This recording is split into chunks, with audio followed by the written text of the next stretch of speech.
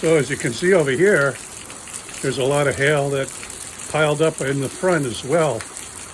It started up here. We weren't sure why it was hailing in the front and not the back.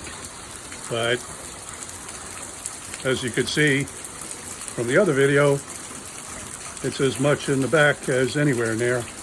So plenty in the front.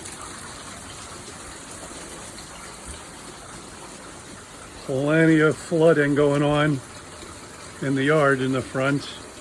That's all a river. So the front yard is flooded out. Lots of nice hail. And a bit of the driveway over there is flooded out. But hey, Mother Nature, it's all good.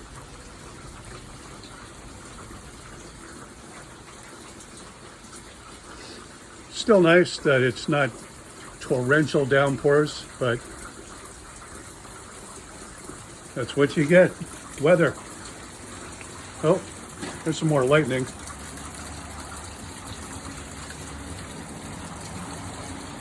And these storms are supposed to go on for the next 2 days, so we'll see what actually happens.